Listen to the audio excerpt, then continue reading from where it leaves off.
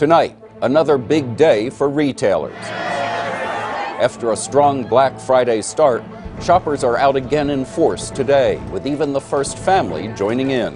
Terrell Brown is adding up the sales receipts. More clashes on the streets of Cairo as the power struggle escalates in Egypt. Holly Williams is there with the latest. And signs of the times. Lucy Kraft shows us the high-tech advertisements that are becoming an inescapable sight in modern-day Japan. This is the CBS Evening News. Good evening, I'm Chip Reed. One day after the holiday season kickoff, the nation's merchants have reason for joy. By one estimate, the number of Black Friday shoppers was up 20% over the same day last year. The question now is whether shoppers can maintain the pace. Terrell Brown is watching the shoppers and their treasures in New York tonight. It's shaping up to be a record-setting opening to this holiday shopping season. One retailer, Walmart, the nation's biggest, said it sold nearly 5,000 items a second on Thanksgiving night as stores opened their doors this year earlier than ever. The pumpkin pie was barely eaten Thursday night when retailers opened their doors, some as early as 8 and 9 p.m., to jumpstart the holiday shopping season. People showed up. A clear majority of the nation's shoppers came into the stores between Thursday night and Friday morning, according to an overnight survey from America's Research Group. This Black Friday was by far the biggest ever. We've never seen 60% of consumers shop over a 12 to 14-hour window like we've seen this year. For many, Thanksgiving is the new Black Friday. So we can have a lot to eat and then rest for about an hour, take a little nap, and then we come straight to Black Friday because that's usually our #1 priority around Thanksgiving. But clearly bargain hunters are driving spending this weekend. They had towels on sale for $2. They had blankets on sale for $15. It's just a great sale. But retailers hope that consumers will pick up non-sale items as well. I just grab, impulse. I see what I like and I grab it and I go. This season, it's estimated that consumers will spend about $750 each this year, up slightly from $741 last year. For retailers, holiday shopping can account for up to 40% of annual sales. Today, President Obama went shopping with his daughters at an independent bookstore to help boost small business. In stores large and small, the smartphone is becoming a must-have shopping accessory. We noticed that consumers said they were using smartphones twice as often this year than last year to scan prices and look at information. I'm using modern technology, being an old man, going shopping. And today is Small Business Saturday, a relatively new push in the last few years to get consumers to shop at local businesses and restaurants. American Express came up with the idea, and for many small businesses, today is a more important shopping day than Black Friday. Terrell Brown, CBS News, New York. Turning overseas, the struggle over Egyptian President Mohamed Morsi's claim of expanded powers ratcheted up another notch today. A panel of top judges denounced the move as an unprecedented assault on the judiciary, joining a wave of protests that includes top opposition leaders as well as demonstrators on the street. Holly Williams joins us now from Cairo with the latest. Chip, here in central Cairo, we are seeing protesters who are angry with President Morsi throw stones at the police, who are then firing back with tear gas canisters. And earlier today, one prominent opposition figure, Mohammed al-Baradei, accused the president of giving himself the powers of a pharaoh. The protests continue today in Egypt, though they were much smaller than yesterday. Egyptians who believe that President Mohamed Morsi has made a brazen power grab clashed with the authorities. But many people here support President Morsi's expanded role.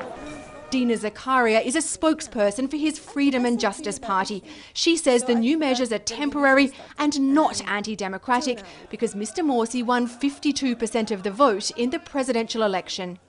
It's the same that happened with Obama and Romney. It's everywhere. Democracy means that, of course, there will be a specific percentage for one and the other one, and one shall win. But after the election, it's over. Now all the citizens will have to wait for years for the one who is elected, the president, to support him till he proves whether he will succeed or not. But no American president has ever controlled the legislative and executive branches of government and then made himself immune to judicial oversight. It's that consolidation of power that makes some Egyptians not only angry, but fearful. Dr. Shadi Harb led protests during the Egyptian revolution last year that toppled the country's longtime dictator Hosni Mubarak. Now he feels betrayed. He sworn when he was elected and when he was announced as a winner, he sworn to respect the law and the constitution that he has been elected through. Both President Morsi's supporters and his critics are planning more protests next week. If they again turn violent, that's worrying, because for decades Egypt has been a pillar of stability here in the Middle East. But now that the country's been through a democratic revolution, which the US supported, Egypt is riven by differences. Holly Williams in Cairo, thank you.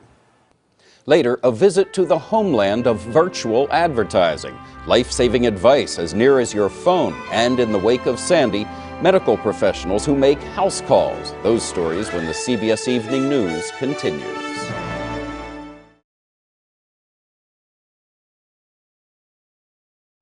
New York and New Jersey were the states hardest hit by Superstorm Sandy. Today, nearly a month after the storm, we learned New Jersey Governor Chris Christie put the damage to his state at $29.4 billion, and he cautioned the number will go up. New York Governor Andrew Cuomo has said Sandy could cost his state $33 billion.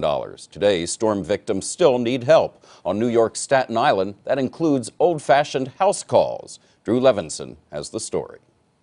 Volunteer nurses fanned out across hard-hit Oakwood Beach on New York's Staten Island, going house to house, helping the many people here in need of medical care. Do you have any other medical issues like asthma, heart disease? Dr. Neil Napola grew up here, and he still lives and practices here. We felt that there was a lacking of direct medical care. There was no boots on the street type of treatment in place. Many of these residents lost everything, including their prescriptions. Some were injured in the storm or its aftermath. We found people with broken bones. We found people in hypertensive crisis. We found people who hadn't had their insulin in days. Many can't leave their homes to go see a doctor because they're either sick, disabled, or lost their cars during the storm. Others say they simply don't have the time. They're suffering through the headaches of trying to reclaim their lives. Everyone's too busy with FEMA, get the insurance due to all the claims and backups. Alexander Bellicopity is one of them. You know, everyone's still waiting for justice to come and trying to survive right now. Despite all the distractions, these people are thankful for the medical help. It's not going to take away the fact that you have to rebuild your house, but it makes you feel good that a lot of people coming out to help you. As these doctors and nurses provide some relief to the community, they say they get a sense of comfort in return. Drew Levinson, CBS News, Staten Island, New York. One of the FBI's most wanted has been captured in Mexico. Jose Joe Luis Saenz is wanted in 4 killings in Los Angeles. Saenz, who is 37, also faces charges of kidnapping and rape. He was arrested Thursday and is being returned to L.A. this weekend. Next up on tonight's CBS Evening News, can this man find success as a farmer in Detroit?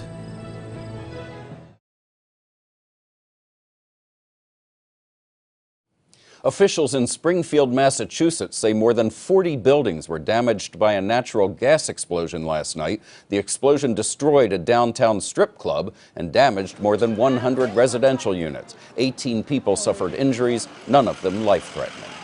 Detroit has lost a quarter of its population over the last decade, creating a landscape littered with abandoned homes and vacant land. As Elaine Quijano tells us, one local businessman has an unconventional plan for turning things around.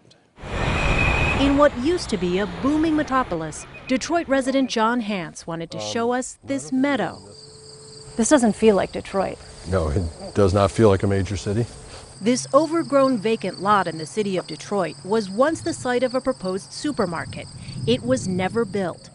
This used to be a street development. Now Hance, an entrepreneur, has a new idea for this land.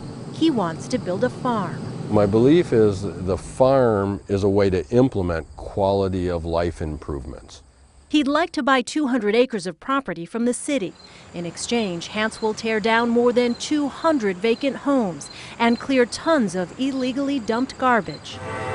Detroit currently has 30,000 acres of vacant land and 40,000 abandoned homes. Once we take over these properties, the government instantly starts collecting revenue tax-wise. Quadrant 2 is from here. But some residents believe that won't make much difference. Malik Yakini runs an urban community garden.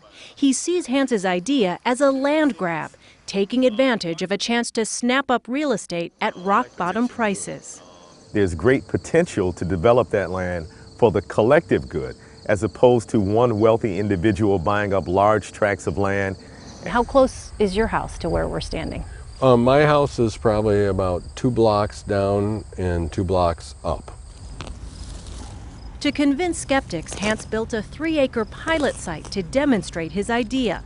Hance Farm President Mike Score oversaw the project. We came in and planted oaks on the main part of the property and flowering trees along the perimeter. And that's what we're looking at here. Yeah, there are 900 oak trees on 3 acres. Score, who was born and raised in Detroit, says he's already seen changes in the neighborhood. I'm the king of the world! In an area that was once too dangerous. When visitors come to Detroit, I want them to come because it's a place of beauty. John Hance insists money isn't his motivation. He simply wants to improve his city. Elaine Quijano, CBS News, Detroit. Still ahead, the iPhone app that's almost like having a real-life MD.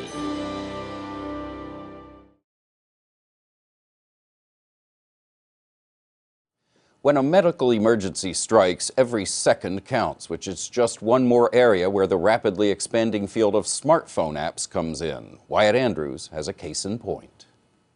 Well, I'm convinced he would have died if I had waited. Melissa Ketterer says an app on her iPhone helped to save her husband's life. One day in April, Bob Ketterer, with no sense of alarm, said his right arm felt numb. Melissa typed Bob's symptoms into an app called iTriage. And numbness popped up. And at the very top of the list is stroke. The app not only warned of a possible stroke, it advised going straight to the emergency room and then gave directions to the closest one. Bob was having a stroke, and doctors stopped it before he suffered major brain damage. Have you thought about what might have happened if you didn't move? I would have gone, fine, take a nap, I'll check on you in a few hours. And he could very well be dead. iTriage was the brainchild of private app developers, but its inner workings rely on data from the United States government. The app has a list of doctors and clinics compiled by Medicare and other federal records, and its directions to the hospital came from the taxpayer-financed GPS satellite system. This marriage of smartphones, public information, and private ingenuity has helped drive an exploding app economy that's grown in value from $0 to $20 billion in just 4 years.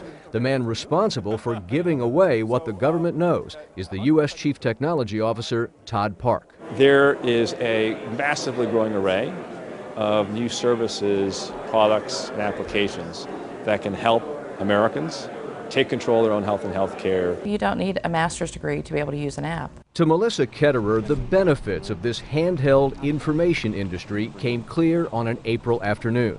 With her husband's life in the balance, she had an app for that. Wyatt Andrews, CBS News, Irving, Texas. It's a big day for anybody with a $2 Powerball lottery ticket. That's because tonight's jackpot has swelled to $325 million. People in 44 states and territories can play. The chance of winning the big prize, 1 in 175 million. Coming up on tonight's CBS Evening News, virtual advertising virtually everywhere you turn in Japan these days.